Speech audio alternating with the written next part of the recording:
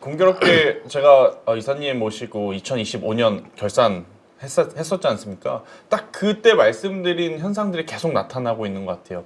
잘 가는 쪽은 잘 가지만 또 안 가는 쪽은 계속 헤맬 수밖에 없는 상황인 것 같고, 또 이제 치고 나가는 종목군들도 우리가 기존에 알고 있었던 성장주의 어떤 본업보다도 플러스 알파가 붙는, 그러니까 현대차에 로봇이 붙듯이 이런 쪽이 참 잘 가고 있는 상황인 것 같은데, 결국 어찌되었든 시장의 논리 중에 중요한 포인트 하나는 돈이 들어와야 되잖아요. 수급이 들어와야 되는데 지금 원달러 환율에 대해서 이렇다 저렇다 지금 말이 많아요.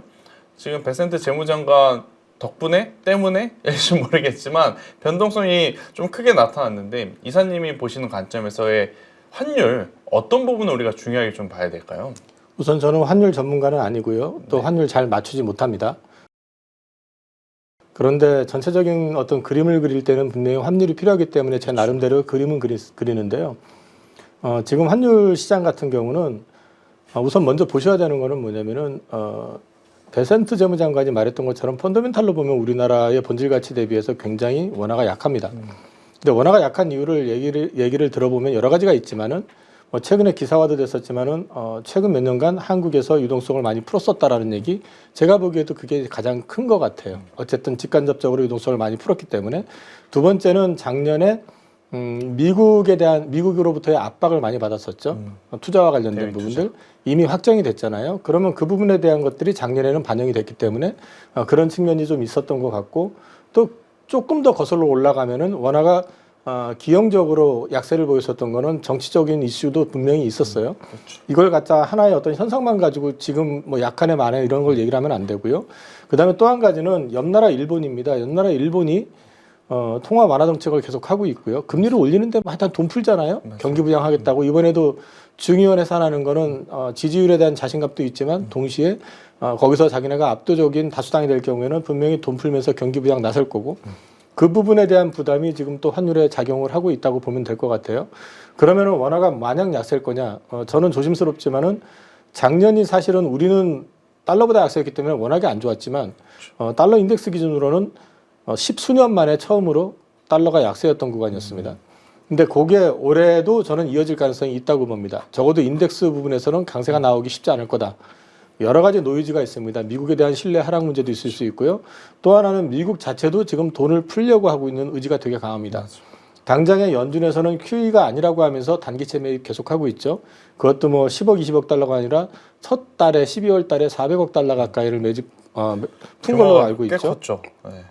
또 한 가지는 트럼프 대통령을 통해 가지고 프레디맥이라고 하는 기관을 통해 가지고 지금 돈을 풀라고 약 2천억 달러 정도를 풀라는 요구를 받았죠.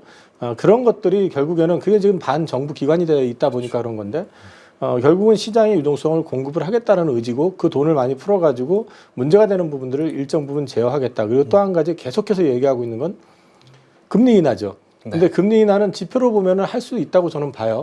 그렇지만 어쨌든 연준의 입장에서 봤을 때는 물가가 안 잡혔다 이런 논리인데요. 약간은 시선이 다를 수도 있긴 하지만은 미국이 지금 물가를 잡고 안 잡고를 떠나가지고 미국 정부의 부채에 대한 이자가 작년에 1조 3천억 그렇죠. 달러였다고 그랬죠. 물리적으로는 갚아낼 방법이 없습니다. 그렇다고 놓고 얘기한다 그러면 앞으로 계속 이자는 늘어나게 될 것이고, 그거를 이자에 대한 가치를 죽이려고 그러면 통화 가치를 떨어뜨리는 수밖에 없어요. 그 얘기는 성장을 끌어올려 가지고 부채의 어떤 비율을 떨어뜨리는 방식으로 진행될 가능성이 높고, 그 중심에 AI가 있다고 저는 판단을 하고 있기 때문에 결국에는 미국이 어떤 식이든 금리 인하를 저는 진행할 가능성이 높다고 봅니다. 특히나 파월 의장 이후에 트럼프하고 합의 좀 맞는 사람이 된다면은 그 부분에 대한 것들은 얘기가 다른 각도에서 보면은 금리 인하 최소 2회 이상은 할 수 있다. 그런 것까지 놓고 본다 그러면 달러가 인덱스 기준으로는 약세를 보일 가능성이 여전히 높다고 보고요. 그 맥락에서 얘기를 하라고 그러면은 결국에는 원화도 지금 약세를 보이고 있지만은 일방적인 약세는 아닐 것이다. 그리고 저는 상단은 어쨌든 제한되어 있을 것 같다. 그러니까 여기서 1,500원 돌파 이렇게 말씀하시는 분들도 계시지만 개인적으로는 1,500원 돌파가 쉽지는 않을 것 같다. 특별히 문제가 생기지 않는 이상은. 물론 하단도 그렇게 생각하는 것처럼 뭐 1,200원대 이거는 불가능한 얘기 같고요. 많이 빠지면 1,300원대 중반 정도? 그래서 저는 제한된 박스권에서 움직일 거라고 보고 있기 때문에 현재 환율 때문에 외국인들이 한국을 피한다든지 그럴 이유도 없고 그럴 니즈가 거의 없을 거라고 보는 거는 반도체만 하더라도 지금 이익이 계속해서 증액되고 맞아요. 있습니다. 두 개 회사 이익이 200조가 된다는 얘기가 엊그제 같은데 지금 250조를 넘어섰어요. 삼성전자가 150조 얘기가 나오고 있고 하이닉스가 115조 얘기가 나오고 있는 상황이면 이 추세로 가면은 조만간 300조 얘기가 26년에서 나올 수도 있습니다. EPS 성장률이 지금 주가 상승률을 넘어서고 있는 상황이라는 거죠. 그것만 가지고도 사실은 한국 증시를 떠날 수가 없다라는 거죠. 이 쇼티지는 단기간에 끝날 성격이 아니다. 그리고 한국 기업 재평가에 대한 부분 정부가 상법 개정 의지를 여전히 밝히고 있고 그다음에 부실 기업 퇴출 의지 강하게 내놓고 있는데 이거 되게 중요하다고 봅니다. 사실은 증시에서 증시 자금을 갉아먹는 것 중에 하나가 이른바 작전주로 분류되는 기업들이 개인 투자자들을 유인을 해가지고 그쪽에서 돈이 버닝되는 것들이 엄청나게 많거든요. 근데 이런 부분들이 정상적인 기업으로 투자가 된다 그러면 증시 활성화는 더 플러스 알파가 될 가능성이 높다고 보고 있기 때문에 저는 지금은 외국인 투자의 이탈이 환율 이런 것 때문에 일어날 가능성은 별로 없다. 그렇게 보고 있습니다. 뭐 한율에 바라보는 시각이 다양할 수는 있을 것 같은데요. 오늘 이사님께서 바라보실 땐 환율이 우리나라 증시의 외국인들의 어떤 매도세를 불러일으킬 만한 요소는 아직까지는 그리 많아 보이지 않는다라고 평가를 해주신 것 같습니다. 일단 말씀하신 것 중에 굉장히 중요한 포인트들이라고 생각하는 것 중에 하나가 지금 미국이 부채가 굉장히 많잖아요. 이 부채의 어떤 비율을 떨어뜨리기 위해서 결국 성장주인 AI에 더 힘을 줘야 된다라고 말씀을 해주시는 것 같은데 지금 미국도 M7이 돌아가면서 시세가 계속 나오고 있잖아요. 그러면 AI가 여전히 올해 1분기, 2분기에도 주도 업종이라고 우리가 보고 따라가야 될까요? 미증시 같은 경우는 가치주 성격의 회사들이 지금 반등을 세게 주고 있습니다. 근데 이제 M7 주식은 돌아가면서 순환으로 움직이고 있지만은 그 탄력은 약해졌어요. 근데 한국은 유난히 반도체 쪽이 굉장히 강하죠. 그거는 한국 증시가 그만큼 많이 외면을 받았었다는 측면이 분명히 있고요. 또 한 가지는 이 물량 쇼티지에 대한 기대감을 넘어서서 파운드리의 정상화에 대한 기대감도 굉장히 강하게 반영이 되기 시작한다고 볼 수 있습니다. 그런 맥락에서 보면 거기에 더해가지고 최근에 보시면 이제 현대차의 재발견이라는 얘기들도 나오고 있죠. 그런 것들처럼 한국 증시에서 지금 한국 증시를 대표하고 있는 조선주 같은 경우도 이제 미 해군 얘기를 트럼프 대통령이 꺼냈죠. 베네수엘라 침공하면서 방산주 또 재평가 모멘텀 생겼죠. 우주선 발사하고 스페이스X 상장 얘기 나오면서 또 우주 얘기 지금 붙어 있죠. 이런 성장의 그림이 그려져 있는 쪽들 같은 경우는 지금 쉽사리 그 열기가 꺼질 가능성은 제한적입니다. 그럼 미증시에서는 저는 1분기 때는 뭐 M7이 움직인다 이런 개념보다는 키 맞추기 차원에서 지금 미국의 전통주들이 많이 회복이 되고 있고 움직이고 있다고 봅니다. 또 AI가 확산된 것도 있어요. 캐터필라 같은 경우도 결국은 많이 팔리는 거는 AI 데이터 센터 영향이다 뭐 이런 거잖아요. 그러니까 그런 식으로 또 어쨌든 접목을 시킬 수도 있긴 하지만은 미국은 그런 식으로 해가지고 키 맞추기가 일정 부분 나올 수가 있는 반면에 한국 같은 경우는 올라올 수는 있어도 그 키 맞추기라는 것이 좀 제한될 가능성이 되게 높다고 저는 봅니다. 그래서 여전히 한국은 사실 가치주라는 개념 자체가 지금 많이 최근에 좀 올라왔지만 현대차도 가치주였잖아요. 그렇죠. 그러니까 좀 개념이 다르다라는 얘기죠, 미국하고는.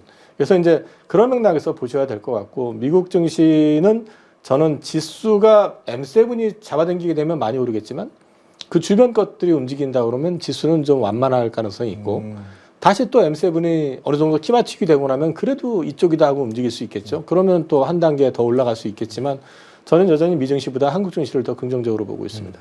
일단 한국 증시가 유난히 지금 투톱에만 좀 집중이 되어 있잖아요. 뭐 물론 미국도 최근 들어 가치주라든지 그동안에 소외받았던 대형주들이 올라오고 있는 모습을 좀 보이고 있긴 하지만 일단 AI 산업이 여전히 지금 강세에 있고 돌아가면서 지금 순환매가 나타나고 있는 상황 속에 아직 오르지 못한 AI 관련 수혜가 여전히 있다고 봐야 될까요? 아니면 지금까지 각광을 못 받았다면 그건 포기해야 되는 부분일까요?